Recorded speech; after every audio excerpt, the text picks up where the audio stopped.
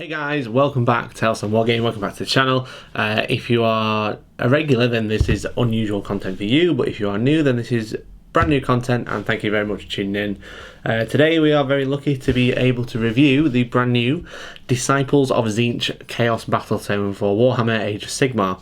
Obviously we are mainly a 40k channel, so I'm going to do as good as a review as I know. I can't really compare any of the changes to like the current meta, but I've gone through both this book and the old one, so I should be able to give you a rough idea of what's changed, what's new, and you guys can tell me whether it's good or bad. So I've got a rough idea, I've got plenty of notes, so I've got a lot of big notepads, so if you see me looking to the side, that's why.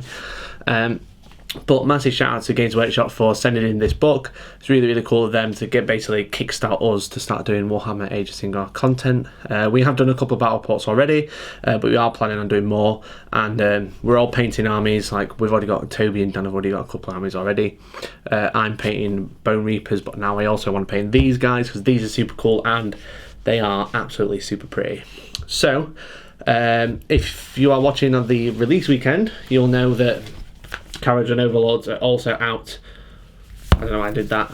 Carriage and Overlords are also out on pre-order today if you're watching on release day. If not, it's pre-order this Saturday of when this video came out. And we'll be doing a separate video for those. So Disciples of Tzeentch today, and then Carriage and Overlords in another video.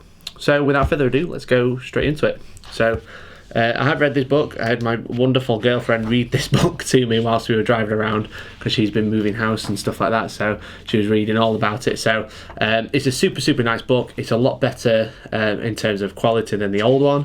Obviously it's a hardback, not a softback as well. And also the actual pages itself are really nice, and it's in line with the current Battletome, so it has painting guides and stuff like that, as you see from the contents. It has painting guides, etc. And again, it's a really nice book. So it tells you all about the Eldritch threat, how Tzeentch came about, what the Chaos Gods are doing. That's some super nice artwork.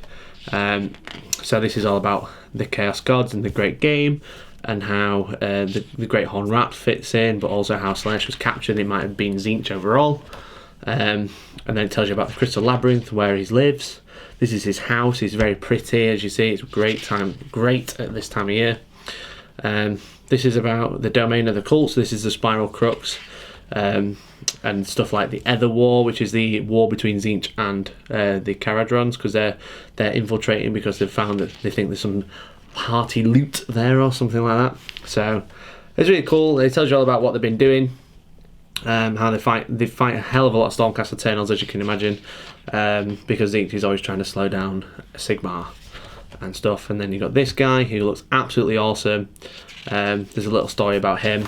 So, and it tells you all about the different cults that are in the book. So in the previous book, then a couple of these were based on War Squad battalions or super battalions, which is like the battalions of battalions, but now these actually have rules in the book, which is really cool. It tells you about how different parts of Tzeentch, the Disciples of Tzeentch, fit together. So you got the Arcanites, which is the Kyric Acolytes, the Zangors and stuff like that. It tells you how the cults are all put together. So you've got like the Arcanite Cabal, and then you've got the Covens, which are actually War Scrolls as well, which is really cool. And it tells you how Gaunt Summoners fit in there, because they're like the head sorcerer sometimes, along with Magisters, etc. Well, you Gaunt Summoners are your honoured guests, apologies. You got your Magisters and your Shamans, which are the Arcanite Cabal. So, tell you about marks, etc. Like how different marks represent different cults. Tells you about the actual history, about how Tzeentch and Kairos came in. There's a really cool story about how Kairos appeared on some stained glass window, and then it just basically stained glass window leave like battles on, and then they changed to like horrors and like people dying, and then Kairos made each one come alive, come real and stuff like that. So that sounds really awesome. So it tells you all about the different units. So you obviously got Lord of Change, about how they came about, how they're super duper awesome, bad boys who know what everything's going to happen. Tells you a little bit about Kairos, how he can't see forwards, you can only see left and right by the sounds of it, or past and present, you can't see the current. Tells you about Heralds, the different little dudes. So you got the Blue Scribes and Changelings, and all the Flamers and Screamers. This piece of artwork is absolutely fantastic and I love it. Tells you about the mortals in there. So you got the magisters. You got a magisters on disc of Tzeentch, which is the new unit in the Ether Wars box set, along with the Carriage and Overlord new dude. You got Fate Masters, Curselings, and Kyrie Kakalites. So basically your humans of the disciples. And then you've got your Silver Tower boys. So you got your Ogroid Thermitage, or Ogroid, which is your big, not a demon prince, but he's a big boy who can cast powers. And then you've got your Gaunt Summoner as well. Then it tells you all about Zangors. So you got Enlightened, which are you guys with the staffs, and you got your Skyfires, which are the guy with the bows, and then you got your Shamans, which are the leaders of them. And then it goes into some of the pretty artwork. And so you got the awesome battlefield against the Carriage on. So this will be based in the Ether War. And you got your new Magister there on his disc, and it tells you all about the pretty pictures and what the units look like, which is super nice. It's so colourful, this book. It's absolutely unreal. I really like it. All your different units you can get, and so on how an army might look. So again, just look at the colour. It's just amazing. It tells you how to paint them. So if you're brand new to Disciples of Tzeentch, it gives you some tips of how you can paint some certain stuff. So you got like horrors. It does use contrast paints and stuff like that, so it makes stuff super easy. You got your Zangor, you got your discs and different details. Lord of Change wings, which I think they meant Kairos Fate Weaver's wings, but there you go. But yeah, and then different ways to paint skin, and the acolyte details, and then how to do different armor, and then different basing styles.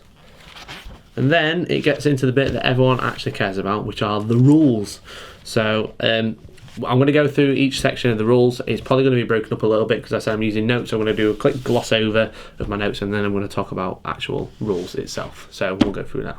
So battle traits. So it tells you basically what you've got. These sections, you've got battle traits, command traits, artifacts, spells, your covens, which I said, which were War Scroll battalions or super battalions, which are now basically, if you played 40k, they're similar to chapter tactics. So you basically say you've come from a specific coven, so you get extra rules for taking that, which is pretty cool. Then it's got your battle plans, if you want to use any of those, your Path to Glory campaigns, War Scrolls, Endless War Scrolls, because they have 3 new Endless spells, and then it's got your points and who you can ally with them. So your battle traits are essentially the benefits you get for taking a Tzeentch army. You have Masters of Destiny, which is essentially the same as last time, as the last book. You get 9 Destiny dice. You roll them at the start of the game. You have 9 dice. You can play those dice in place of another dice roll. You can only use them for the same stuff that you could before, so you can use them for casting, unbinding, dispelling, run, charge, hit, wound, save, damage rolls, and battle shock tests. So essentially, instead of rolling the dice, you can say, I want to run a unit. I could roll a dice, or I'm going to use one of my Destiny dice. It's a 3. They now run 3. One thing that did change is, well, it should say that if you want, it only replaces a single dice, not a whole roll. So if you want to replace a 2d6 roll, for example, you have to use 2 Destiny dice. So it can't be modified any further, and it can't be re-rolled either. So what that means is enemy units, you can't add to that. You also can't subtract from that if an enemy unit has a -1, for example. And also you can't re-roll it if you've got any re-rolls, or your opponent forces you to re-roll, for example. The gained locus of change, which is subtract 1 from hit rolls from attacks made with melee weapons that target a friendly Tzeentch demon unit, while they are wholly within 12 of a Tzeentch demon hero. So I should say that a lot of the buffs that they had, which were previously within, are now wholly within, again to line up the entire game where it's all wholly within or nothing. But this locus of change is a new ability, and obviously you've gained the change covens. So when you choose a Tzeentch army, you can give it a change coven keyword from the list below. All Tzeentch unit in your army gain that keyword, and you can use the extra abilities listed for that change coven on the page indicated. So you have Eternal Conflagration, Host Duplicitous, Host Arcanum, Cult of the Transient Form, Pyrophane Cult, Guild of Summoners. If you already have a change coven on its War Scroll, it cannot gain another one. This does not preclude. I can't say that word. It doesn't stop you having that unit in your army. I'm going to just say that. You can still have it, pal. That's what it should say. So you have some other abilities. You have From the Crystal Labyrinth, which is essentially summoning. So this is very similar to the way the Slaanesh guys work. But essentially, rather than taking wounds, it's every time you cast a power, you gain a fate point. And depending how many fate points you have, you can spend those at the end of your movement phase. You can spend so many points to gain a unit, and it deep strikes, or it sets up wholly within 12 of each hero, more than 9 away from enemy units.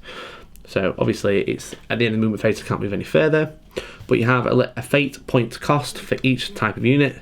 So Lord of Change will cost 30 points, a Fate Skimmer, which is a Herald of Tzeentch on Chariot, 24 points, 10 Pink Horus is 20, 1 Burning Chariot is 18, 3 Flamers is 18, a Change Caster is 12, an Exalted Flamer is 12, Flux Master or Herald of Tzeentch on disc is 12, 10 Blue Horrors is 10, 10 Brimstones is 10, and 3 Screamers is 10. So essentially, the more psyches you can get in your army, the more casting you can do, the quicker you can start summoning units onto the board. Again, a lot of change being a super duper one at 30. However, there are ways to get them much sooner, which I think is absolutely ridiculous, but there you go. You also gain Gifts of Worship, which essentially they're called Agendas of Anarchy. So essentially what you have to do is at the start of your hero phase, you say your army's going to do something, I'm going to do this, I'm going to do that, and whichever unit does the requirement before the start of your next hero phase, that unit will gain a game long buff. So it'll gain a buff until the end of the game, unless you give it a second buff, a second agenda. So you can't stack these abilities, but it does just add all the abilities onto your unit, which is pretty cool. So it says there, friendly Tzeentch units that complete more than one agenda must choose which ability they wish to keep. Any other abilities gained through this battle trait are lost. So you can stack them on each unit, but you can stack them across units, but you can't put them all on one unit, for example. So you have Mass Conjuration. So the agenda is pick one friendly Tzeentch wizard. If that wizard successfully casts 2 spells and or endless spells in that hero phase with an unmodified casting roll of 9+, and neither spell or endless spell is unbound, this agenda is complete. Then you add one to cast for that Tzeentch wizard until the end of the game, which is really cool. Then you have the 9-fold dismantlement. Pick an enemy unit on the battlefield that has 9 or more models. If that unit is destroyed before the end of that turn, this agenda is completed. So choose a big unit, kill that unit. Add one to hit rolls for attacks made with melee weapons by a friendly Tzeentch unit that destroyed that unit to complete this agenda. So if they kill a unit, you add one to hit rolls, essentially. So overthrow leaders. Pick one enemy hero or monster on the battlefield with a wound characteristic of 9 or more. If that hero or monster is slain before the end of that turn, this agenda is completed. So if you do that, you add one to save rolls for attack that target the friendly Tzeentch unit that destroyed the hero or monster to complete this agenda. So whoever killed it, add one to save rolls. Pretty cool. Reckless Abandon. At the start of your charge phase, pick one friendly Tzeentch unit that is more than 9 inches away from any enemy units. If that unit ends a charge move at the end of this charge phase ends its charge phase within half an inch of an enemy model, this agenda is completed. So essentially, make a 9-inch charge. You add one to the attacks characteristic for that unit, which is, I think, is really, really strong. Then you have Tides of Anarchy. If a friendly Tzeentch unit that has 9 or more models gains control of an objective controlled by your opponent at the start of your hero phase, this agenda is completed. The friendly Tzeentch unit must have 9 or more models when it gains control. So you choose a big unit, you can't lose loads of models from it, but if you choose a unit of 9 or more, grab an objective that your opponent controlled, and then that unit then will count as 2 models instead of 1 for controlling that objective. So basically, grab a unit and hold it, you'll definitely hold it. So that was command traits. That was battle traits. So now we have the command traits, and like a lot of these have changed, but a lot of them have stayed the same. Tzeentch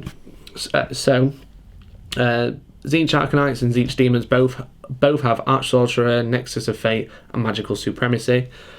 So Arch Sorcerer has basically stayed the same. The general knows 2 extra spells from the Law of Fate. So that's the same across both. Nexus of Fate, I should say that Tzeentch Mortals only have 3 command traits now. One of them is Nexus of Fate. They lost the other ones. So Nexus of Fate, at the start of your hero phase, if this general is on the battlefield, you can roll a dice. If you do so, you can replace one of your destiny dice with that roll. So what these used to be, it says you roll a dice. If it's a 1 or a 6, you can change your destiny dice, but now it's just roll a dice. Just change it straight up. Magical Supremacy, so this used to be like make your dispelling range 27, but obviously that doesn't work anymore. So add 12 to the range which this general can attempt to unbind and dispel endless spells. So it just adds 12 inches, which is really cool. So then Boundless Mutation, it's ever so slightly different, but at the start of your hero phase, if this general is on the battlefield, you can roll a dice. If you do so, on a 2+, you can heal D3 wounds allocated to this general. So it's just heal. You don't. I think you used to have to. If you died, you gained a Chaos Spawn, but now it's just like if you roll 1, nothing happens. You roll 2+, you gain D3 wounds. Cult Demagogue. If the casting roll for his general is double, casting is automatically successful regardless of the result. In addition, if your spell is not unbound, you receive 2 fate points instead of 1. So this is like brand new. Obviously, fate points weren't anything in the last book. So obviously, if you're casting on doubles, you're gaining extra fate points, so you're being able to summon more units faster. And then Arcane Sacrifice. At the start of your hero phase, you can inflict 1 mortal wound on a friendly Tzeentch unit within 3 inches of this general. If you do so, until the end of that phase, add 9 inches to any range that's successfully cast by this general. So that used to be, it used to let you reroll failed cast, but now it's just add range, which is pretty nice. So then we'll do Tzeentch Mortals. As I said, they've lost 3 of their command traits, but they kept Soulburn and Illusionist.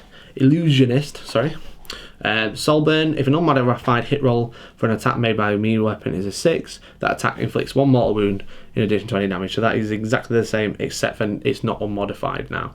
It used to be just any 6, but now it's unmodified, again, because it's lining up with the rest of the game. And then you have Illusionist. Subtract 1 from hit rolls for attacks that target this general, which I believe is exactly the same.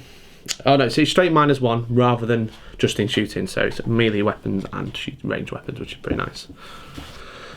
So then you have Tzeentch Demon command traits. So again, the first 3 are exactly the same as the last one. So Arch Sorcerer, Nexus of Fate and Magical Supremacy, all exactly the same. Demon Spark is completely new. Once per battle in your hero phase, you can say that this general will use their Demon Spark. If you do so, immediately gain 3 fate points. So pretty tasty, get those extra points faster. You have Incorporeal Form, which I'm just going to is new as well. Just had to check. Each time this general is affected by a spell or endless spell, you can roll a dice on a 5+, you can ignore the effects of that spell or endless spell on this general. So it's pretty cool. Again, it's added endless spells because they went in during the last book. And then you have Ether Tether, add 1 to save rolls for attacks that target this general.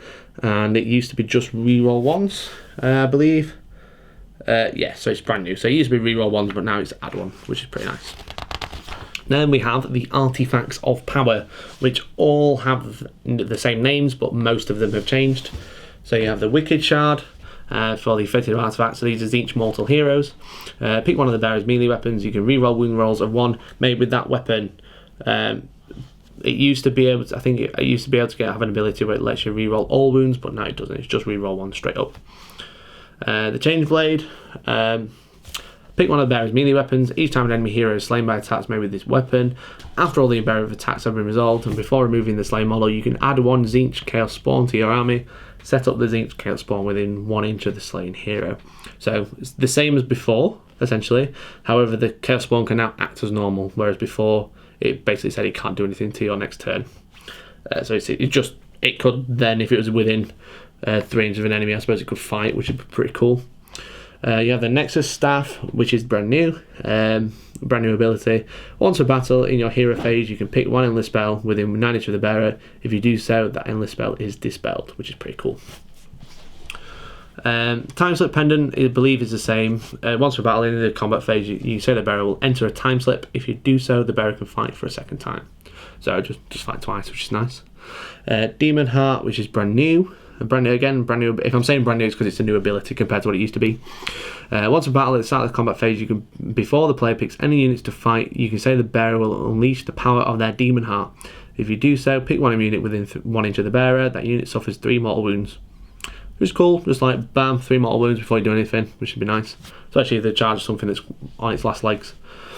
Paradoxical Shield. I believe that's the same. Add 2 to save rolls for the target. For attacks that target the bearer. However, you must reroll any successful save rolls made for the bearer. So it can give yourself a 2 up, but every time you roll a 1, you're re-rolling it, which is a bit of a shame. So you have the Treasures of the Cults, which are for Tzeentch Arcanite heroes only. So they only have 3, rather than the other 6, rather than having 6. So they have the Ambition's End, and it's a little bit different. So, once per battle at the start of your hero phase, you can pick 1 enemy wizard within 1 inch of the bearer. That wizard suffers D3 mortal wounds. In addition, that wizard cannot attempt to unbind any spells into your next hero phase. So basically, it's used to essentially like make him forget a spell, but now it just can't cast for a turn. Well, until your next hero phase, which could be a couple of turns if he double turns you. You have the Secret Eater. Pick one of the bearer's weapons. If the unmodified hit roll for an attack made by that weapon is a 6, you can roll a dice and add it to your destiny Destiny pool. So this used to be Slay a Hero, I believe. Yeah, so it used to be if you slay a hero, you can get a Destiny dice. Now it's just roll a hit of a 6, which is actually really, really good. So that's a really nice buff there. It makes it a lot more useful. Then you have Spiteful Shield, which is essentially the same, except for the unmodified part, obviously. The unmodified save roll for an attack made with the melee weapon that targets his bearer is a 6. The attacking unit suffers 2 mortal wounds after all of its attacks have been resolved. So it used to be 1 mortal wound, now it's 2, which is nice. Again, it's unmodified, so you can always get it, which is cool. And then you have demonic weapons. So you have the Warp Fireblade, which is, again, now it's 2 mortal wounds instead of 1. So pick one of the bearer's melee weapons. If the unmodified hit roll made for attack is a 6, that attack inflicts 2 mortal wounds on the target in addition to any normal damage. So it used to be just 1 mortal wound, now it's 2. Sentient weapon is brand new. If the unmodified hit roll for an attack made with a melee weapon is a 6, and the target bears an artifact of power, the target no longer bears that artifact of power. If a weapon was picked when the artifact of power was selected, that weapon reverts to normal. So that is really, really good for attacking a hero with a really good artifact and just go, bam, no, you've lost it now. You just knocked it out of his hand, essentially. And it's just really good. So it doesn't buff the weapon in terms of damage, but it just makes them a very, very threatening target. Then you have the Blade of Fate. Pick one of the bearer's melee weapons. Once per battle, if an unmodified hit roll for an attack is made as a 6, you can replace one of your Destiny dice with that roll. So you can start chucking in Destiny dice of 6s. Again, that's a new one. Soul Eater is basically the same. Pick one of the bearer's melee weapons. If any enemy heroes are slain by attacks made with that weapon, after all of the bearer's attacks have been resolved, add 1 to the attack characteristic for the rest of the battle. So the same, and I think Phantasmal weapons is the same as well. So improve the Ren characteristic of the bearer's melee weapons by 1, which all the weapons, which is cool. And then you have the Pyrify Stave, which is new. Pick one of the bearer's melee weapons. If any wounds inflicted by that weapon are allocated to an enemy wizard, and that model is not slain, that wizard cannot unbind spells for the rest of the battle. So obviously you're going to be casting for days because you're Tzeentch, you're having a great time, just bringing all the warp energy and throwing out flowers or whatever they do. But obviously then you can just stop them dispelling you, which is really nice. And then you have the demonic powers. So you've got the Aura of Mutability. So this used to be reroll wounds rolls of 1 within 9. Now it's add 1 to wound rolls for attacks made by friendly Tzeentch demon units that are wholly within 9. So it's wholly within 9 rather than just within 9, but it adds 1 rather than rerolls 1, so I think that's quite good. Again, it keeps you quite clumped together, which is not what we usually want to be a little bit more spread out, but it adds 1, which is a lot better, I think, than rerolling ones. I'm sure the maths is wrong, but there you go. So, I mean, 5 rerolling ones is worse than falls in my opinion, but I'm probably wrong, so let me know. Then you have the Wellspring. You can reroll casting and unbinding rolls for the bearer. So this used to be like an aura, I think, where unless you reroll ones to cast, but now it's just him can reroll cast, or them, or they. Aspect. So this used to be on 6+, but now it's a 5+. If the bearer is on the battlefield, roll a dice each time you spend a Destiny dice.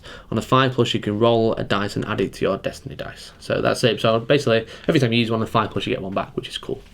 Again, having those extra spare dice, just being able to substitute them in is going to be really cool, really strong. So having abilities to put them back in so you don't lose them all quite quickly is going to be really good. So then we have spell laws. So spell laws have changed. Not all of them have changed massively, but a lot of them have changed, and a lot of the casting values have changed as well. So we'll go for Law of Fate first. So Law of Fate has a casting value of 7 rather than 8. Law of Fate, Bolt of Tzeentch even. Bolt of Tzeentch have a casting value of 7. If successfully cast, pick one enemy unit within 18 of the caster, invisible to them. That unit suffers d6 mortal wounds. So that's exactly the same, except it's easier to cast now. They've added a little note that said that it cannot be cast more than once per turn, even though it appears in Law of Fate and Law of Change. So it's in this law as well. You can only cast it once. Arcane Suggestion is basically the same. It's just casting value of 8 instead of 7 now. So if successfully cast, pick an enemy unit within 18 of the caster that is visible to them and pick one of the following effects. So it's hopeless, suffer d3 more wounds, drop your weapons, subtract 1 from hit rolls and wound rolls from attacks made by that unit until your next hero phase, and kneel, subtract 1 from save rolls for attacks that target that unit until your next hero phase. So I think the only difference is It's now into your next hero phase rather than until the end of the turn. So obviously that's really strong if you've just gone and then obviously they have a turn, so they're still suffering the benefit, the effect, rather than just until the end of your own turn. So it lasts a little bit longer, which is nice. So glimpse of the future. This is basically the same. Casting value of 7 is successfully cast. You can roll a dice and add it to your destiny dice. So straight up, easy peasy. Shield of Fate is slightly changed. It's casting value of 6 rather than 5. If it's successfully cast, pick one friendly Tzeentch unit wholly within 18 of the caster and visible to them. And to start your next hero phase, that unit gains one of the following effects based on the number of remaining destiny dice. So it's ever so slightly changed.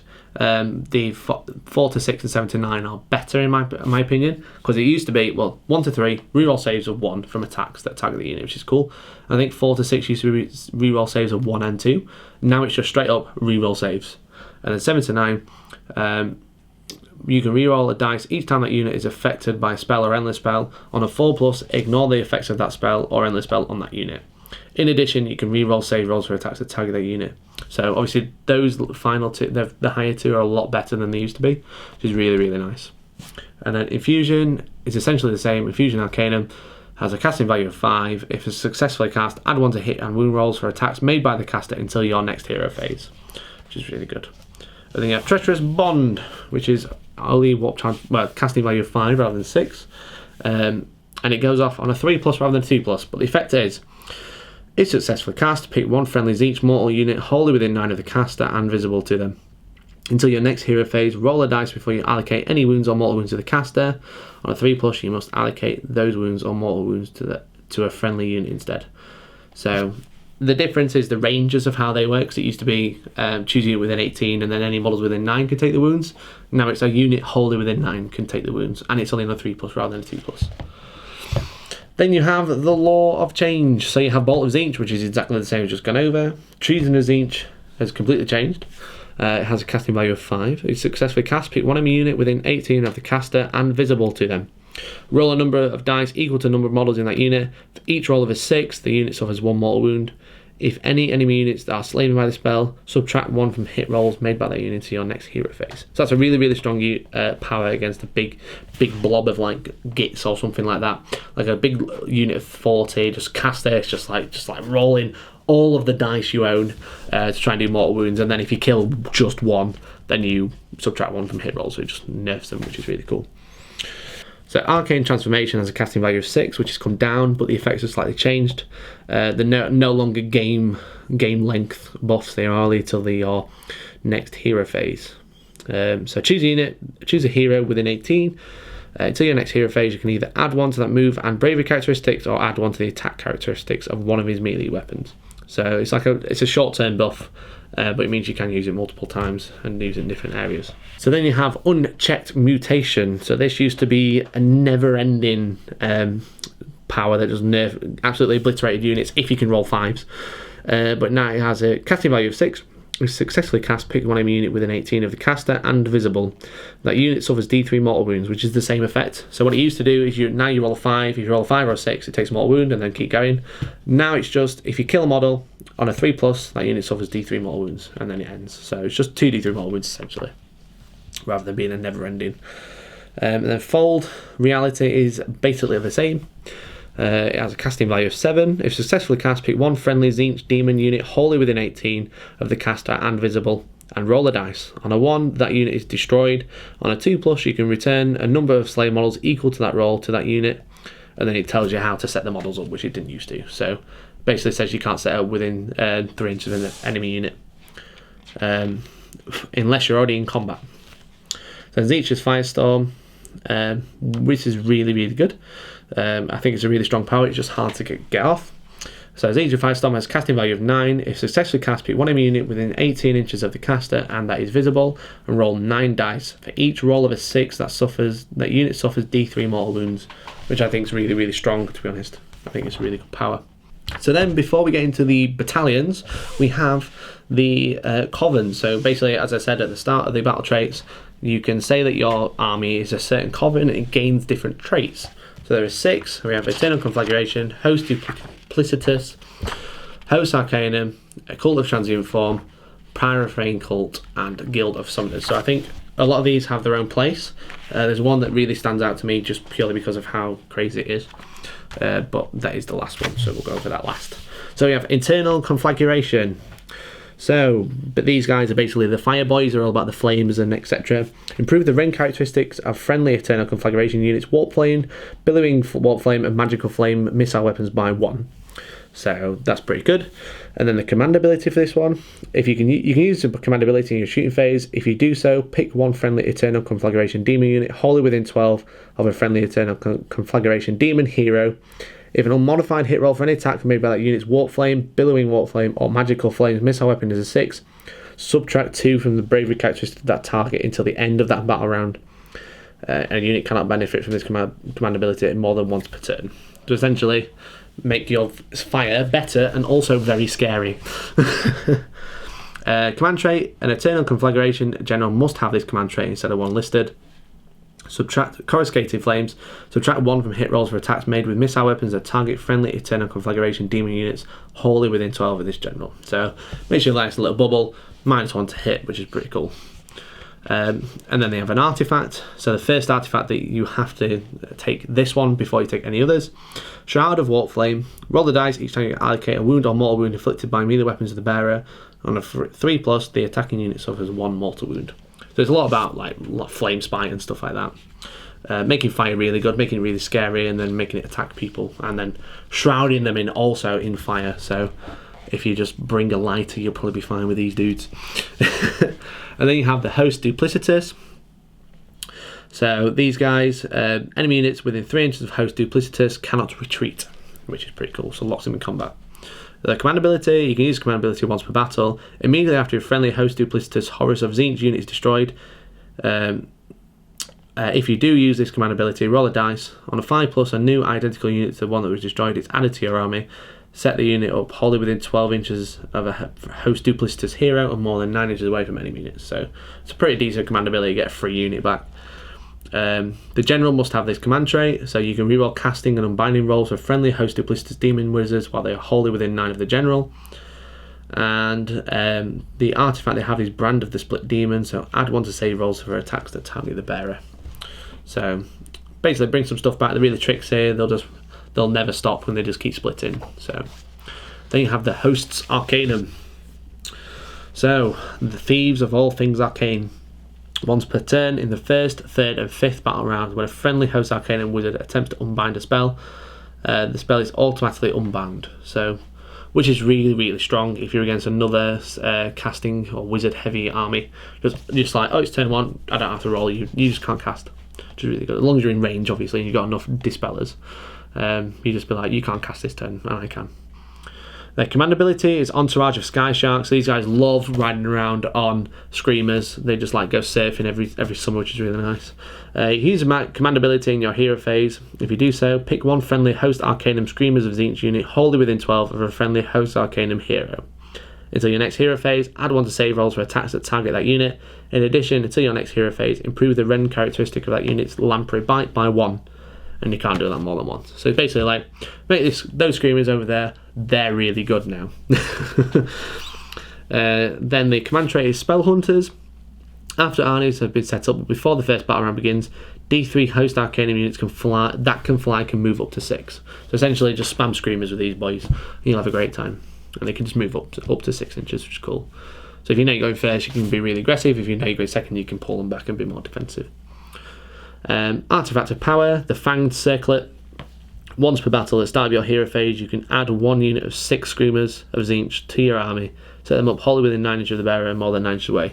So that's really cool. You play these boys, you're taking Screamers, you get 3 Screamers on top of the ones you've already taken. So that's a really, really good artifact, that one. Especially because it's free. So then you have the Cult of the Transient Form. So these guys love change, and they just love getting all up in your grill and turning into Zangors. So the Change Gift, roll a dice each time a friendly Cult of the Transient Form Chaotic Acolyte model is slain in the combat phase. On a 2 to 5, before removing that model from play, that model can fight. On a 6, before removing that model from play, you can add 1 Zangor model to an existing Zangor unit in your army. If you do so, set that Zangor model within 1 inch of the friendly Zangor unit that is within 9 inches of the slain model. And then it says you can't set them up in combat unless you're already in combat.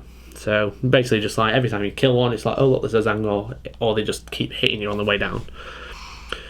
So then you have the Freight of Transmutation. You can use command ability in your hero phase. If you do so, pick a Carrick Acolyte unit, wholly within 12 of a friendly Cult of the Transhuman Form hero.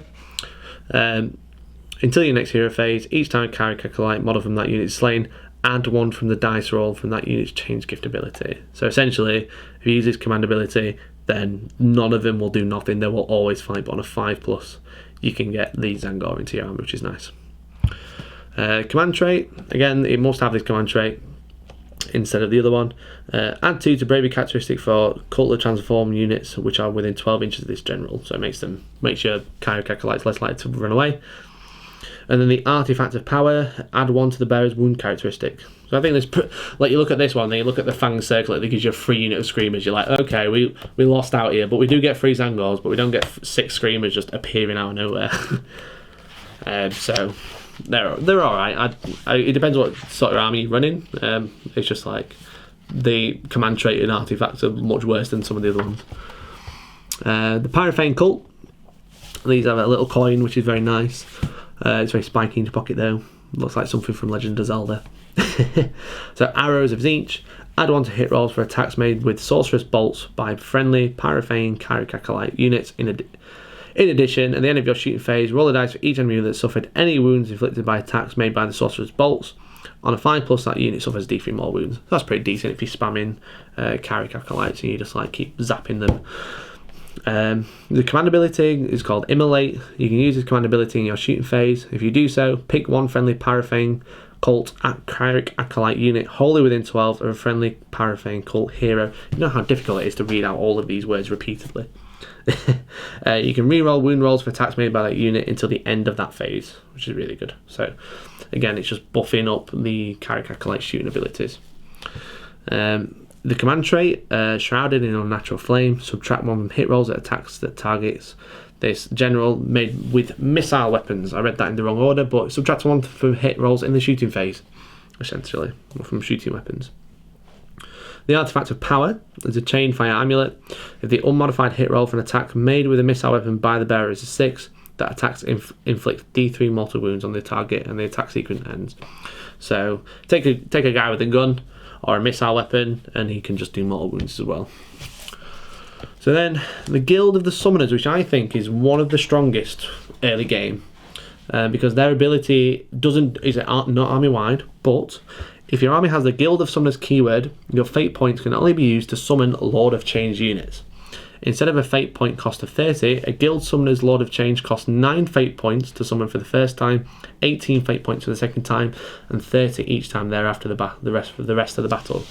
So you can basically get 2 Lords of Change for 27 fate points before you have to start paying 30. So the first one's 9. So I reckon you can easily get a Lord of Change on the battlefield at the end of turn 2, maybe even 2 if you do well enough. Especially with the ways you can stack fate points from abilities and relics and artifacts and what have you. So, I mean, you can't summon anything else, but I mean, getting 2 Lords of Change on turn 2 is going to be super good. So, this is one I think is going to be really strong. Hopefully it doesn't cause the same issues that Slaanesh did, where they're just getting like Slaanesh Greater Demons just everywhere, just having a great time. But I mean, getting one for 9 fate points is really cool. The command ability is the Will of the Arcane Lords. If you can use a command ability in your hero phase, if you do so, pick a friendly wizard within 9 inches of another hero or wholly within 18 of a Guild of Summoners hero that is a general. Add 1 for casting rolls for that wizard until the end of that phase, and you can't use it more than once. So essentially you can just buff your casting as well, so you can make those points come a lot faster. The Prophet of Ostensible. This general is part of your army on the battlefield. At the start of your hero phase, roll a dice. On a 4+, you receive an extra command point. So that's super good as well, having those extra command points for doing stuff, for doing all your command abilities, and also it's just in addition to everything else, it's just bonkers, I think. And then the Brimstone Familiar, which is an Artifact of Power. Do not take battle shock tests of friendly Guild of Summoners units while they're wholly within 12 of the bearer. So you can get all these extra command points. You don't even need to use them on battle shock tests if you got everyone within 12. Again, it's wholly within 12, so you can only get so much in there. But you know, this one, like, I don't know the game well enough to know, but I think this is one of the strongest, the fact that you can get those 3 laws of change. And the laws of change have changed, and I think they're a lot better than they used to be. So then we have battle plans, which I'm not going to go through, because let's be real, no one has clicked on this video to look at battle plans or path to glory or war bands. But if you would like me to do a video on those, then do let me know in the comment section. So then we've got wall scroll battalions. So we have some new, well, a new one, and then you have a lot of the old ones, and then the ones which are related to the different cults like Host Duplicitus and stuff, they've gone. So you've lost a couple, which you probably weren't using anyway, because they were the humongous one where it's like you have to take 19 battalions to get this one battalion, and it gives you a little buff. So they've gone now. So the Fate Legion is one of those, is a battalion of battalions. So it's an Overseer's Fate Twisters, and then 8 War Scroll battalions of Warflame Host, Multitudinous Host, Aether Eater Host, and Change Host. So you've got to take 8 of those. So you're playing a very big game if you are. But if you do so, you start with 9 Fate points. So if you did happen to play with this War Scroll battalion as Guild of Summoners, you can just summon a lot of change turn 1, which is cool. So we have 6 of the demon-related ones. So a lot of these have ever so slightly changed. They change a lot of the timings when the abilities happen, and a lot of the abilities they've lost half of the abilities but kept some of one. So I'm just going to read them out, and I'll try and keep up with how much has changed.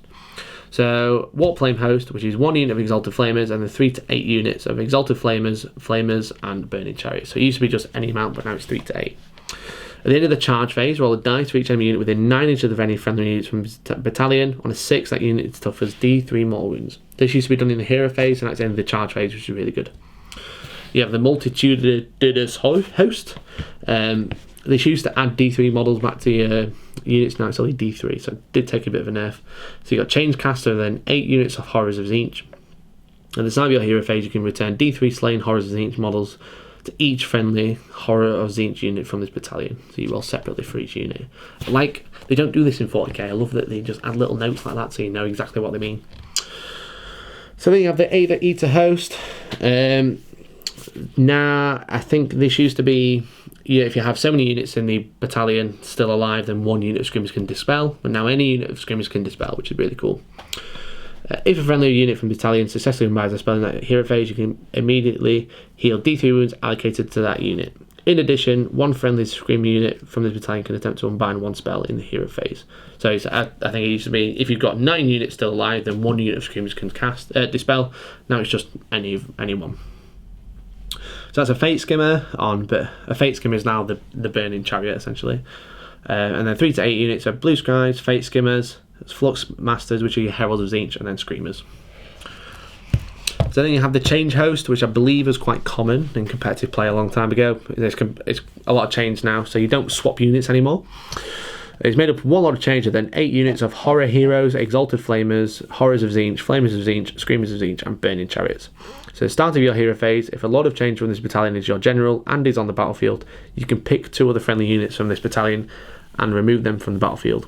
If you do so, set those units up anywhere on the battlefield that's more than 9 inches away from enemy units, and they cannot move in their following movement phase. So it used to like swap over, and I think everyone used to just like flip the Lord of Change over the other side of the battlefield.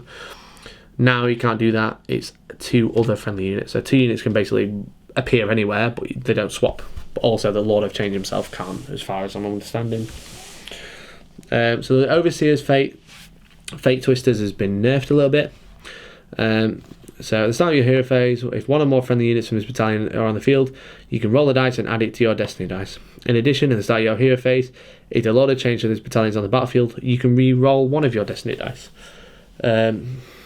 So I think there used to be a little bit of you used to be able to like fiddle around with the destiny dice, but now it's just like you can just re-roll 1 of them.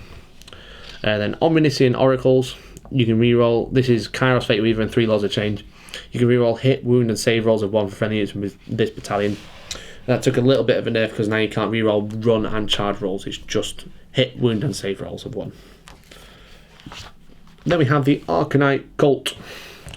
which is, again, a big massive battalion which you'll hardly ever use, but it's an Arcanite Cabal War Scroll battalion, and then 8 War Scroll battalions in any combination chosen from the following: Altar King Coven, Sky Shoal Coven, Zangor Coven, and Witchfire Coven.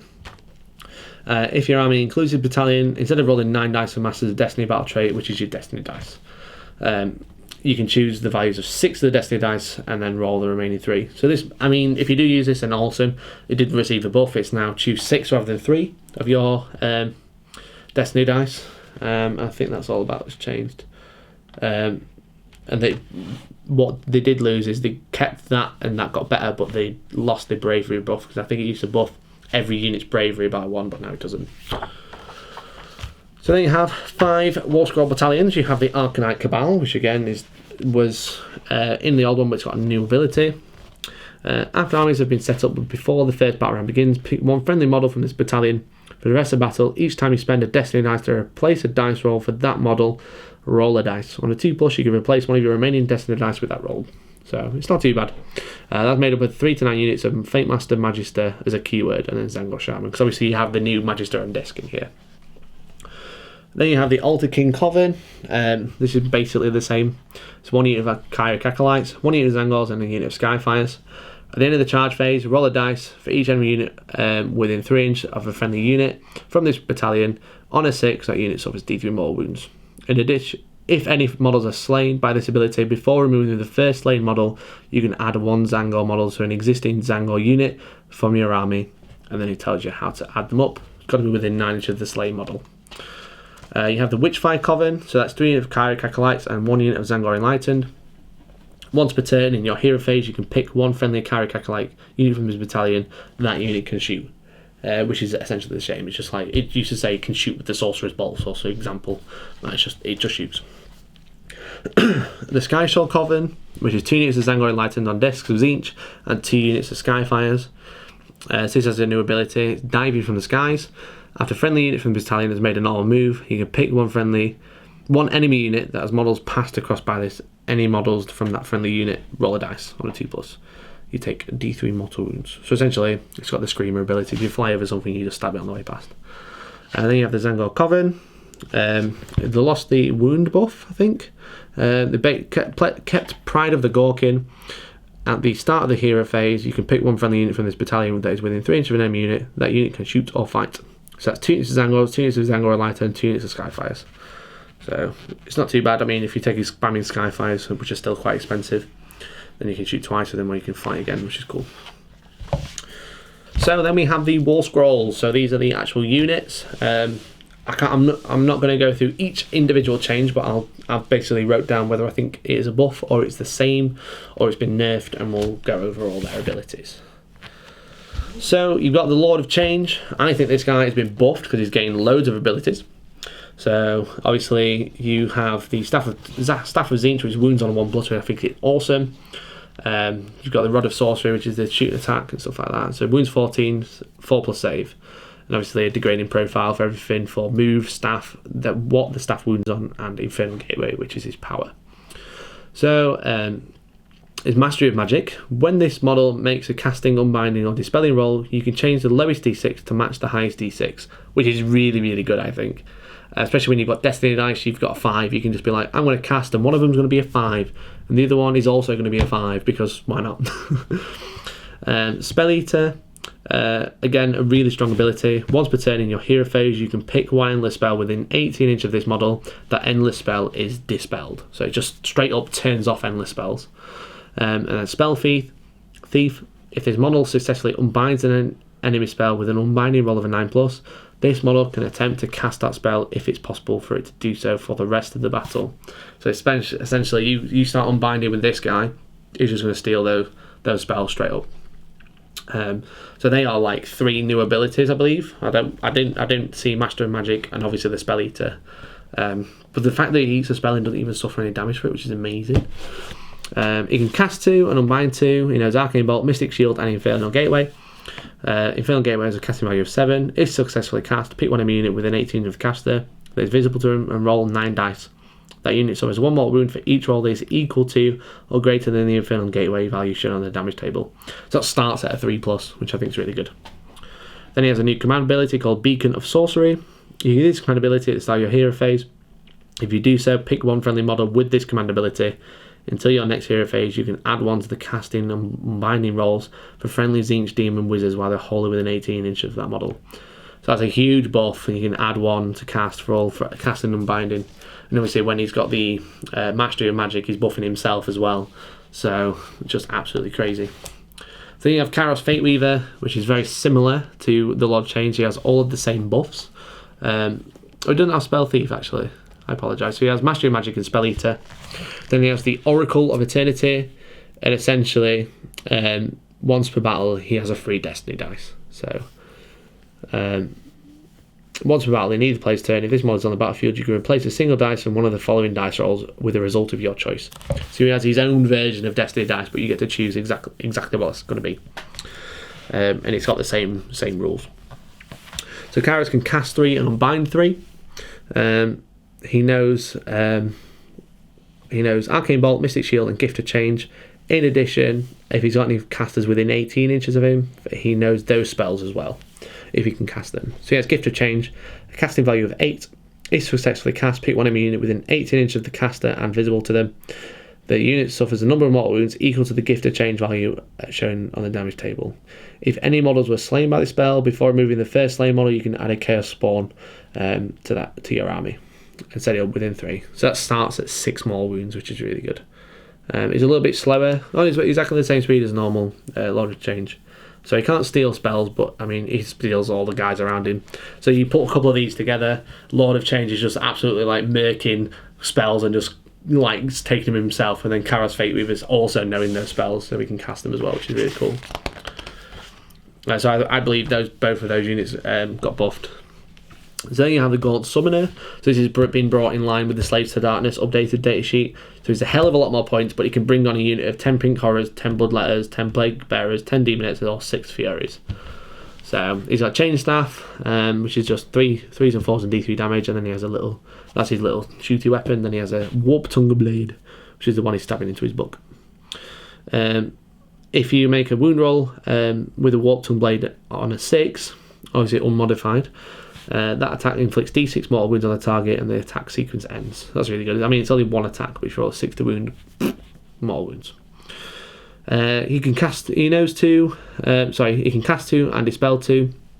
He knows Arcane Bolt, Mystic Shield, and Infernal Flames. Infernal Flames have a casting value of 7. If successfully cast, pick one enemy unit within 12 to the caster that is visible to them, and roll a dice. For each model in that unit, roll a dice for each model in that unit. On a 5+, that enemy unit suffers 1 mortal wound. If that unit is a monster or war machine, roll 3 dice. So he's got the little mortal wound bomb as well, which is like, I'll roll a dice on a 5+, take a mortal wound. For a casting value of 7, I think that's really good, especially because there's no upper limit. Again, I don't play AOS as much as I do 40k, so it might be quite common, but I think that's really strong. So then we have the Fate Skimmer, which is a Herald on Burning Chariot, which is essentially had a little bit of a buff. So he's got some magical weapons. He can shoot, but he's got the Arcane Tome. Once per battle, when this model attempts to cast or unbind a spell, you can roll 3d6, remove one dice of your choice. You can use the remaining 2d6 to determine the casting value or unbinding value, which is really good. He's got Sky Shark, so because of the Screamers, which is cool. And then he has Wake of Fire. After this model has made a normal move, you can pick one enemy unit that has any models passed across by this model and roll a dice. On a 2+, that unit takes D3 more wounds. So that's got a lot easier to do. It's a 2+, which is really strong. And then he's got Tzeentch's Firestorm. It has a casting value of 8. If successfully cast, roll a dice for each enemy unit within 9 inches of the caster and visible to them. On a 3+, that unit suffers D3 mortal wounds. So really, really good. Then we have the Flux Master, which is the Herald of Tzeentch on disc, which is essentially the same. He's got the same Arcane Tome ability as the other guy. He has Blue Fires of Tzeentch, casting value of 5. If successfully cast, pick one enemy unit within 18 inches of the caster and visible to them and roll 9 dice. For each roll of a 6, that unit suffers 1 mortal wound, which is okay. And then we have the infamous Changeling. So he's taking a bit of a nerf. Well, I say a bit, quite a big bit of a nerf. He can't do the whole thing of jumping into another enemy unit and just pretending to be one of them anymore. So now, instead, he has Puckish Misdirection.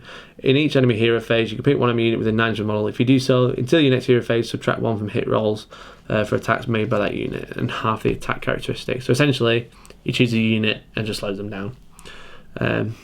At the start of the first battle round, this is Arch Deceiver, so I think this is in replacing his old ability of being in the enemy army. At the start of the first battle round, after armies have been set up before the first turn begins, you can remove this model from the battlefield. If you do so at the end of your first movement phase, you must set this model up again anywhere within 3 inches of your opponent's territory, more than 3 inches of enemy units. So essentially you can deep strike him over and send him over, but you can't pretend to be something else, which is a bit of a shame. This model can attempt to cast 2 in your hero phase and unbind 2 in your enemy hero phase. He knows Arcane Bolt and Mystic Shield. In addition, while this model is within 9 inches of an enemy wizard, it knows any spells on that wizard war scroll that are possible for this model to cast. So you send him over, you just like use him to steal spells and just send him right back at everyone else. So you have a Change Caster, which is essentially the same, which is the Herald of Tzeentch. The Fortune of Fate, if this model has successfully cast a spell within 9+, the model can cast another spell. Here's the Arcane Tome with the 3d6 and removing one of them to cast. And he can cast 1 and dispel 1. And he knows Arcane Bolt, Mystic Shield, and Pink Fire of Tzeentch. So that's a similar casting value of 9. If successfully cast, pick one enemy unit within 18 inches of the cast invisible to them. If that unit suffers d6 mortal wounds, which is pretty good. Okay, so we have the Blue Scribes, the little boys on the little disc, trying to get every single spell known to man and everyone else to finally bring Tzeentch back into the real world. One of them can't read, one of them can't write, which is just absolutely hilarious. So I think these guys are a little bit better. They have Frantic Scribbling as an ability. Each time wizard wholly within 18 inches of this model successfully casts a spell that is not unbound and that is possible for this model to cast, you can roll a dice. On a 4+, this model knows that spell for the rest of the battle. So essentially just sits there, tries to write down all these spells and incantations. So yeah, Scrolls of Sorcery. Once in each of your hero phase, when this model attempts to cast a spell, instead of making a casting roll, you can say that it will read from the Scrolls of Sorcery. If you do so, roll a dice. On a 2+, that spell is automatically cast and cannot be unbound. So it's like you learn all these spells and you just go, and I've cast it, which is cool. So he's a wizard, obviously. He can cast 1 spell and unbind 1 spell. He knows Arcane Bolt, Mystic Shield, and Boon of Tzeentch. So Boon of Tzeentch has a casting value of 4. If successfully cast, you can reroll casting rolls for friendly Tzeentch wizards wholly within 18 inches of the caster for the rest of that phase. So that's really, really cool and a really, really low casting value, especially when you can like do lots of stuff to buff and let them reroll and stuff like that. So then we have Screamers, which took a huge points drop, in my opinion, if I remember correctly. They did change a little bit, but I think they lost. So a couple of units in the old book had little locusts. Now they've lost all that, so they lost that, but I mean they also dropped points. So they have Lamprey Bite, which is 3 attacks, 4s and 3s, and then 1 damage, but obviously it's D3 damage against monsters. Now Slashing Fins. After this unit has made a normal move, pick one enemy unit and roll 1 dice for each model in that unit that passed across any models from that unit. For each 5+, that unit suffers 1 mortal wound. If that enemy unit is a wizard, for each 5+, you will take a D3 mortal wound instead of 1. So then you have the Burning Chariots of Tzeentch. So I think these are a little bit better. You've got the Billowing Warp Flames. You've got 6 attacks, hits 4s, 3s, -1, and D3 damage, which is pretty cool. So he has the Capricious Warp Flame. Add 1 to hit rolls for attacks made by this unit if the target has 10 or more models, or add 2 instead of 1 if the target has 20 or more models, which is cool. He has the Sky Shark's ability with the D3 damage against monsters for the Lamprey Bites. And then we have Touched by Fire. Roll a dice each time you allocate a wound or mortal wound on this unit that was inflicted by a melee weapon. On a 5+, the attacking unit suffers 1 mortal wound. And then Wake of Fire. After this unit has made a normal move, you can pick one enemy unit that has any models passed across. On a 2+, take D3 mortal wounds. So anything that's got Screamer, fly over something on a 2+, and take D3 mortal wounds, which is cool. So we have some of the traditional boys. You have the Exalted Flamers, which are the big flamer boys. I think these got better. Yeah, they got a little bit better. So they got the similar stuff to the adding to hit if you're attacking a big unit, and then they if you touch them, you take mortal wounds back, which is pretty cool. And then we have Flamers of Tzeentch, which again are very similar, but they have guided by billowing flames. So add 1 to hit rolls for attacks made with this unit's warp flame, whilst it was wholly within 9 inches of Exalted Flamers. And then Horrors of Tzeentch, which are obviously the mainstay of Tzeentch. They've been around for donkeys. So these are slightly changed. So rather than have 3 separate units for horrors, pink horrors, blue horrors, and brimstones, it's all one datasheet. But I think overall they did get better. So basically you can mix and match. They're only battle line if you have pink. You have to have pure pink, but we'll go for it. So you can have any number of pinks, blues, and brimstones in this one. And 1 pink horror can be the iridescent horror, so add 1 to the attack characteristics. You can have the Icon Bearer, which if you roll a 1 for bravery, you get D6 models, slain Horrors of Tzeentch models to this unit, and no models will flee, which is really cool. Again, it's the whole thing about when you're setting up models, you can't set them up in combat unless you're already in combat. You have the Hornblower, if you've got pink horrors in there. If an unmodified roll for a battle shot test for this enemy unit is within 6 inches of this unit is a 1, they must re-roll it. So it's basically really scary tunes that they're playing. So enemy units have to re-roll battle shot tests of 1. It was worded a little bit weirdly, so I apologise for me slipping up. So they have ectoplasmic elasticity. So roll a dice each time you allocate a wound or mortal wound to a pink horror from this unit. On a 6, that wound or mortal wound is negated, which is pretty cool. You have flickering flame. Add 1 to hit rolls for attacks made while this magical flames, whilst this unit has 20 or more models. So the magical flames get worse depending which horror you have, as do the taloned hands. But it's 5s and 4s and then 1 damage usually, unless if it's pink horrors and loads of them. Split and split again, so it tells you how all the horrors split and then split once again. So if you've got pink, you split into 2 blues, and then each blue splits into 2 brimstone. So again, tells you about how you can place them down. Locus of Conjuration, add 1 to casting rolls for this unit whilst it's wholly within 12 inches of a Tzeentch demon hero. And then Petty Vengeance, if a pink horror from that unit is slain and you do not use the split and split again ability to add any models to this unit, you can pick 1 enemy unit within 1 inch of this unit and roll a dice. On a 5+, that unit takes 1 mortal wound. I think that's pretty cool. If you don't have the models to split, at least it's not completely wasted. It's like, oh, I've bought 10 pink horrors and they're in combat, they've just died, and I don't have any blue horrors to use, so I can just make them explode instead, which is pretty fun. So now the pink horrors are a wizard. It needs 9 pink horrors in there to be able to cast 1 spell and unbind 1 spell. It knows channeled pink fire spell. It can't cast anything else, but all pink horror units can cast this spell even if it's already cast. So it has a casting value of 6. Pick 1 friendly horror Tzeentch unit that is wholly within 6 of the caster and visible to them. Add 1 to the hit rolls for attacks made by that unit until the start of your next hero phase, and you can't benefit from that spell more than once. So essentially every pink horror unit can add 1, make themselves add 1 to hit, or on a close unit add 1 to hit, which is really good. But you can cast it multiple times but not on the same dude. So then we have the Magister on Disc of Tzeentch. So this is the new unit that came in the Other Walls box. He looks really cool. I really like his style. So he's got a Tzeentchian Rune Staff, which is 3s and 4s and then D3 damage with no rend. He can move 16 with 6 wounds and a 5+ save. He has Magic Touched. If the casting roll is a double, the casting attempt is successful and not unbound, this model can attempt to cast 1 more spell.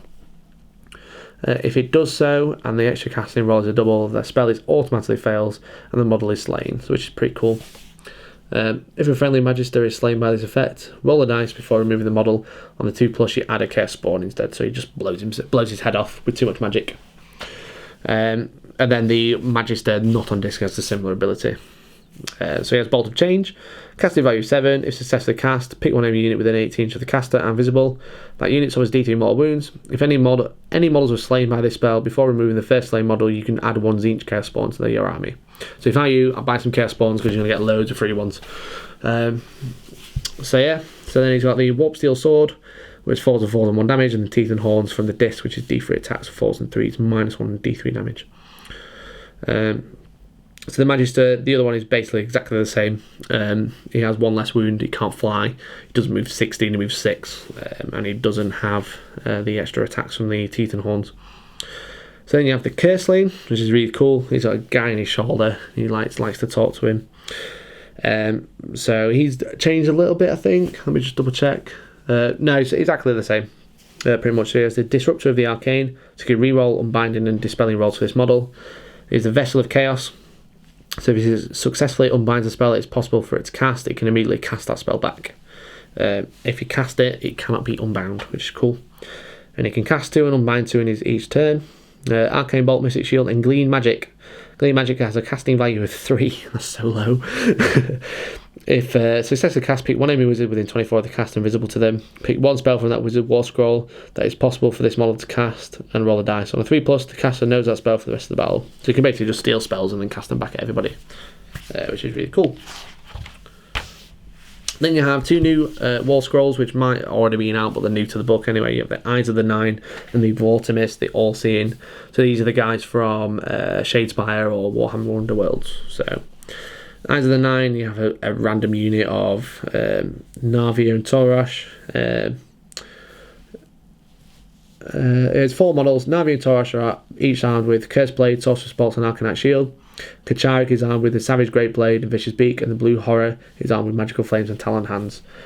Kacharik has add 1 to Kacharik's wound characteristic, so he has 2 wounds rather than 1 because he's the leader of the squad. And then it has just some abilities for How, Zangors, and Kayak Acolytes, and obviously the Blue Horror splits.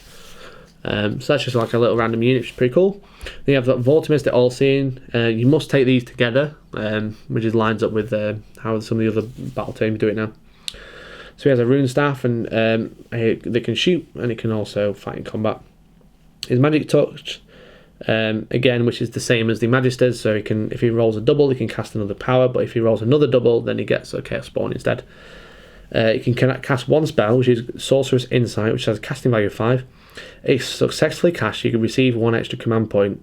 However, which kind of lets him down, this extra command point can only be spent by picking this model to use it at the double, forward to victory, or inspiring presence command ability. So, I mean, you get those extra command points, but he's limited to just this guy, and he's not doing that much. So, then you have the Fate Master, which is a super cool model. So old as well. So he's the guy in the dirt, a little sorcerer dude. So he has a hovering disc for Tzeentch, so he adds 2 to his save roll unless that attacking unit is a monster or can fly. So he has a 2-up save unless you're a monster or fly, basically. Soulbound Shield, each time this model is affected by a spell or endless spell, you can roll a dice. If you do so on a 4+, you ignore that spell, which is really good. So obviously that's been updated to basically affect endless spells as well. And he has a command ability called Lord of Fate. You can use this command ability at the start of your hero phase. If you do so, pick a friendly model with this command ability. Until your next hero phase, you can reroll hit rolls for attacks made by Tzeentch units wholly within 9 of this one. So the command trait's a little bit better, I think, this time, because you just reroll hit rolls. I think it used to be hit rolls of 1, but like reroll all hit rolls is really good. And then you have the Ogroid Thermitage, or Thermitig. No one knows how to pronounce that. If anyone can spell it out for me, it'd be great. So he's pretty cool. He's gained a little bit of a buff. So Brutal Rage, you can reroll hit and wound rolls for attacks made by melee weapons by this model if any wounds or mortal wounds were allocated to this model earlier in the same phase. So if he goes second, he gets really angry about it. Mighty Rampage, after this model makes a charge move, you can pick 1 enemy unit within 1 inch of this model and roll a dice. On a 2+, that unit suffers D3 mortal wounds, which is cool. So it just like charges into them and just knocks them over. So he can cast a spell and unbind 1 spell. He knows Arcane Bolt, Mystic Shield, and Choking Tendrils. Choking Tendrils has a casting value of 7. If successfully cast, pick 1 enemy unit within 18 inch of the caster and visible. That unit suffers D6 mortal wounds. For each model slayed by the mortal wounds inflicted by the spell, you can heal 1 wound allocated to this model. So he just chokes them out and just like steals all the blood and guts and has a great time and just gets angry every time anyone gets too close. So then you have Kayak Acolytes, which I think got better. I might be wrong, but I think overall they look like it got better. So, any number of models, they're armed with Sorcerer's Bolts and 1 of the following: Curse Blade, Arcanite Shield, or a pair of Curse Blades. 3 in every 10 models can replace their weapon option with a Cursed Glaive. So you have the Cursed Blades or Cursed Glaive, which is basically just a big sword. have the Adept, which adds 1 to the attack characteristics. You have the Scroll of the Dark Arts. So 1 in every 10 models in this unit can carry the Scroll of the Dark Arts. This includes any Scrolls of Dark Arts, can add 1 to the casting and binding roll. So basically, these guys can cast now, which is pretty cool. And then you have the Volcark.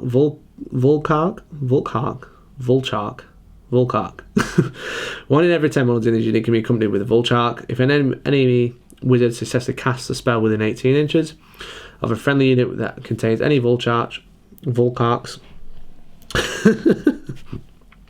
roll the dice. On a 4+, that wizard suffers 1 mortal wound after the effects of that spell have been resolved. So then you have the Arcanite Shield. So roll the dice each time you allocate a wound or mortal wound to that unit. On a 6, that wound or mortal wound is negated. When you allocate wounds or mortal wounds to this unit, you must allocate them to the guy with the shield, essentially. And if you have the pair of Cursed Blades, you can re-roll hit rolls for attacks made with a Cursed Blade. So basically that's just the different weapon rules. And then you have Psychers now. So if you have 9 or more in the unit, you can attempt to cast a spell and unbind a spell.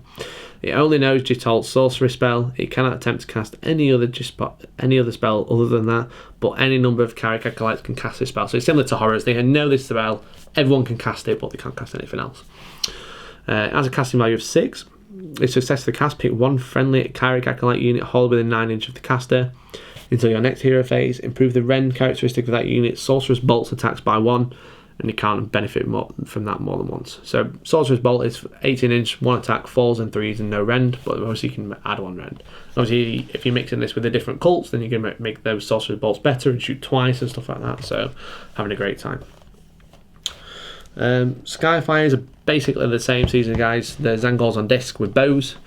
They have the Arrow of Fate that's guided in the future.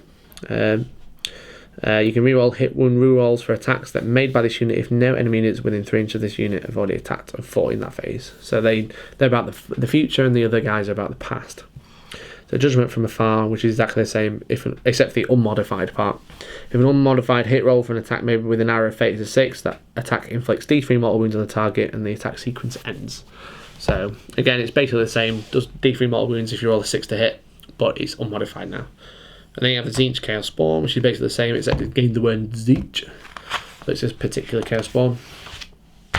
You have the Zangor Shaman, which went up in points, but he's gained a lot, I think. So he's got this Sorceress Elixir. Once per battle in your hero phase, this model can attempt to cast 1 extra spell. If it does so, you can re-roll the casting roll for that spell, which is really good. Visions of the Future. Add 1 to hit rolls for attacks made with Arrows of Fate by friendly Zangor Skyfire units while they hollow within 12. And then you have Visions of Past. Add 1 to the hit rolls for attacks made by Tzeentchian Spears and Vicious Beaks made by friendly Zangor Enlightened units while they're wholly within 12. So you can basically plonk these down. You can buff either type of unit, which is really good. So you can cast 1 and dispel 1. He knows Boon of Mutation as well as the other 2, Arcane Bolt and Mystic Shield. Has a casting value of 7. If successfully cast, pick an enemy unit within 18 inches of the caster and visible. That unit suffers D3 mortal wounds. For each model that is slain by mortal wounds inflicted by this spell, you can add 1 Zangor model to an existing Zangor unit in your army. If you do so, set up that Zangor model within 1 inch of a friendly Zangor unit that is within 12 inches of the caster, and you can't be set up in combat if you're not already in combat, which is really good, because obviously Zangors, this is just a Zangor keyword, so I don't think you can add it to like Tzeentch Enlightened. No, you cannot, unless it counts. I wonder. That says Zangors. That says Zangor. I do wonder about the keywords because it doesn't say specifically just Zangor on its own, but it says Zangor Enlightened, which is a keyword. And then Zangors themselves don't have a Zangor, they have Zangors as a keyword. So I wonder if you can add Skyfires using that and stuff like that. Interesting. Let me know what you think in the comments. I don't know. I don't play this game enough to know those little tiddly bits. But again, it says Zangor, and there's nothing with the Zangor specifically keyword. So does that mean you can put it onto Zangor Enlightened, or is it just Zangor's unit? Interesting, very interesting. Anyway, you have the Zangor Enlightened, which are basically Zangors with sticks. So they have the Aviarch, which is the leader. If you fail a battle shock test within 9 inches of any friendly Zangor Enlightened units, add 1 to the number of models that flee, because they have a babbling stream of secrets. And then they are guided by the past. Same as the Zangor Enlightened on discs. In the combat phase, you can reroll hit and wound rolls for attacks made by this unit if any enemy units within 3 inches of this unit have already fought, which is really good. So you wait a little bit, and you can learn from the mistakes that they made and stab them in the head with it. So the Zangor Enlightened and this are basically the same, except they have the teeth and horns and move a lot faster. And the extra wound each is cool. It's cool. Then you have Zangor, which are your basic normal dudes with sword and shield, or a savage great blade. So you have the Zangor Mutant. He has Twist Bray, which is your leader. He adds 1 to the hit rolls for attacks made with that model's melee weapons. You have the Zangor Mutant. 1 in every 5 models in this unit can be a Zangor Mutant, armed with a pair of savage blades and a vicious beak. Add 1 to the attack characteristics of that model's pair of savage blades. You have the Icon Bearer. Once you've got the Icon Bearer alive, you can use the Ornate Totems ability, which is this one over here. And then you have the Bray Horn. You can run and charge with them. So you have Destined Mayhem. Add 1 to wound rolls for attacks made with melee weapons by this unit, whilst it's holding within 12 inches of any friendly Arcanite hero. You have the Arcanite Shield, which is the basically ignore damage on 6. You have the pair of Savage Blades, so add 1 to hit rolls if you've got a pair of swords. You have Savage Rate Unleashed, so add 1 to attack characteristics of these models' melee weapons while it has 9 or more models, which is really good if you've got Savage Blades, because they have 2 attacks naturally, it might be 3. So if you have the banner alive, or the Icon Bearer, whilst it has 1 or more Icon Bearers at the start of your hero phase, you can pick 1 enemy unit within 18 inches of this unit that is visible to them. Roll 1 dice for each wizard that is within 9 inches of this unit. For each 4+, that unit suffers 1 mortal wound. So you basically just like go, I'm surrounded by a wizard, you take mortal wounds for it. So then, coming towards the end, before we get into the points, we have Endless Spells. So there are 3 Endless Spells, which are there, which look really cool. So you have the Burning Sigil of Tzeentch. So it's a single model. It's casting value of 5. Only as each wizard can attempt to cast this spell. If successfully cast, set 1 up within 18 inches of the caster. So it has Radiant Transmogrification. So at the end of your movement phase, if the Burning Sigil is on the battlefield, you must roll a dice on the following table. So it's a D6 effect. Well, it has 5 results because 3 and 4 are basically the same. On a 1, Dismembered by Change, pick 1 enemy unit within 12 inches of this model and visible to it. That unit suffers D3 mortal wounds if there are any models were slain by this spell. Before removing the first slain model, you can add a Chaos Spawn. So it's basically very, very angry with you for being terrible. They have Crippling Appendages. Pick 1 unit within 12 inches of this model and visible to it. Halve the movement characteristic of that unit until the start of your next hero phase. You have Mutative Flux, which is 3 and 4. Pick 1 enemy unit within 12 inches of this model and visible to it. That unit can move D6 inches even if it ran in the same turn, which is really cool. They have Spawning Limbs, so beneficial limbs rather than crippling limbs. Pick 1 unit within 12 inches of this model and visible to it. Add 1 to the attack characteristics of that unit, its melee weapons until the start of your next hero phase.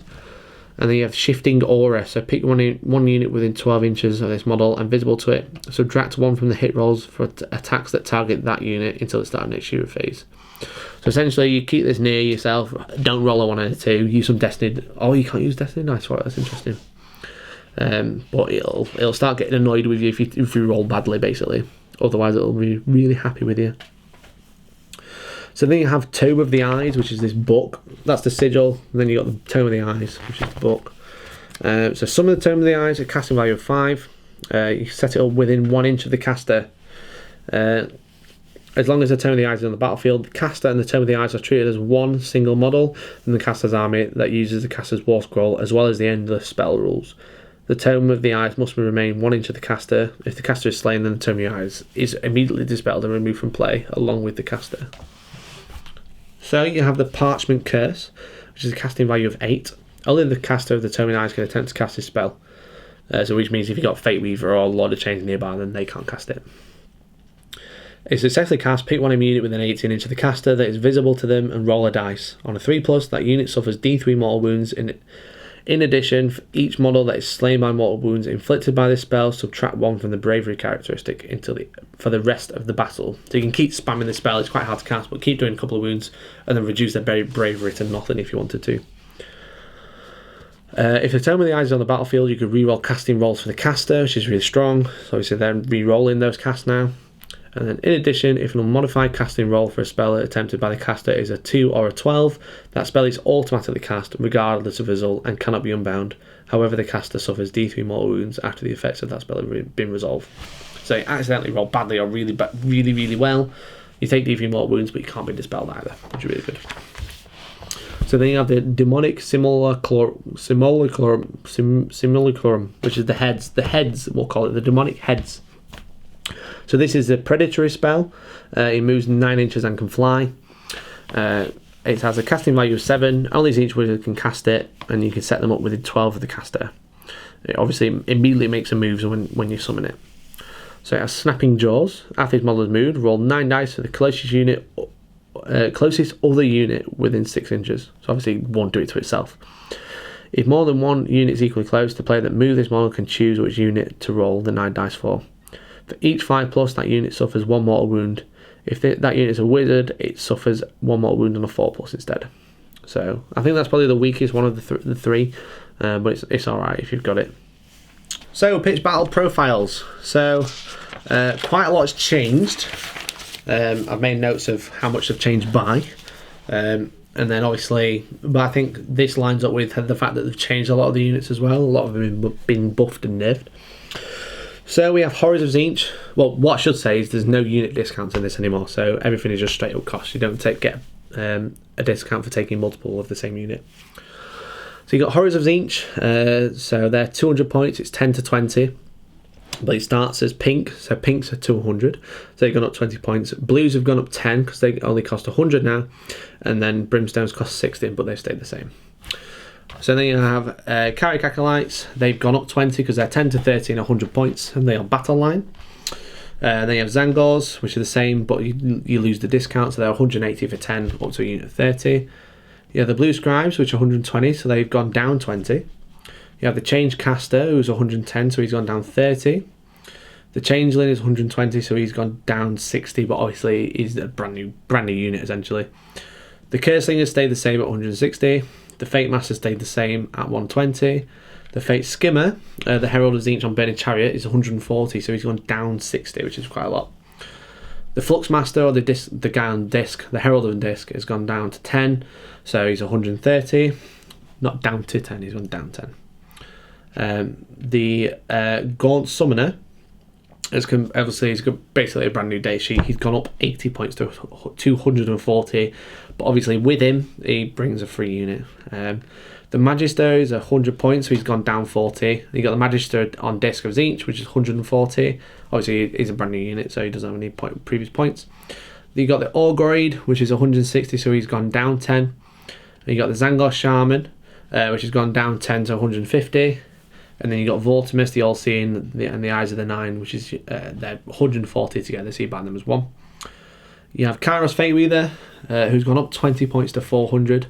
And then you have the Lord of Change at 380, which I think is an actual bargain for what you get. Well, that's just me.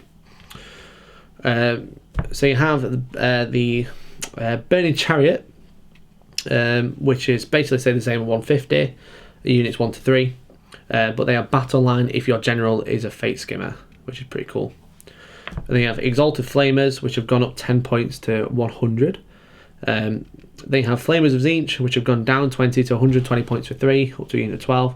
And they are battle line in an Eternal Conflagration unit army. So obviously you can see that where if you are basically playing as one of the hosts of the Coven, then you can start getting different battle line units. So you have Screamers, which have gone down 20 to 80 points for 3, up to unit 12. And they are battle line in a Host Arcanum unit army. You have Zangor Lighten, which have stayed the same. Zangor Enlighten on Disc of Tzeentch, which have gone up 20 points to 180 for 3 to 9. Skyfires have stayed the same, as have Chaos Spawns. And then you have the Wall Scrolls as the final points. So the Ether Host has gone up 10 to 140. The Altar King Coven has gone up 10 to 140. Arcanite Cabal has gone down 40 points to 140. The Arcanite Cult has gone down 40 to just 80 points, which is one of the cheapest ones here. The Change Host has stayed the same at 180 points. The Fate Legion is new, and that's only 80 points.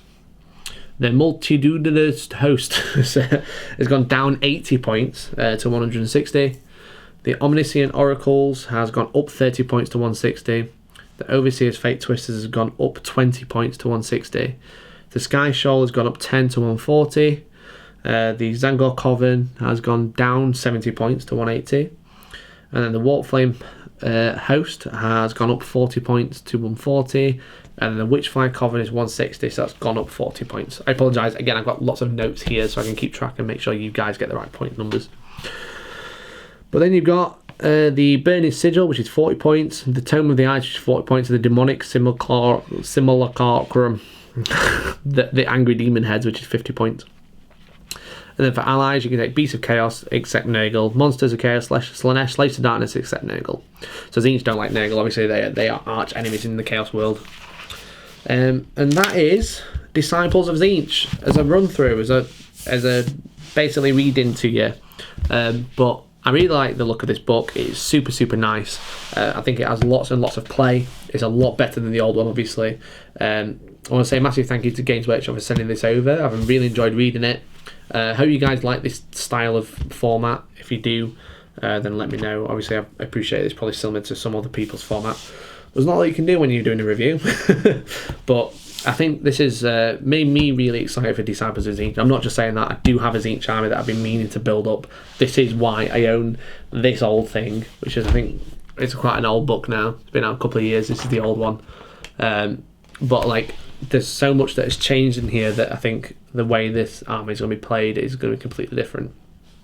But yeah, hope you enjoyed this video. Again, thank you very much for watching. If you're new, if you could, I'd love it if you could subscribe. We are planning on doing more AOS content, including battle reports and more book reviews and stuff like that. If this is release weekend and you're interested, we should be doing a Caradron Overlords video very soon. It should either be out now or be out very, very soon, so make sure you do check in for that one. But otherwise, thank you very much for watching. Do tell your friends about it, like and subscribe, and we'll hopefully catch you in the next one. I've been Hellstormwargaming. You guys have been fantastic, and hopefully we'll catch you then. Bye bye.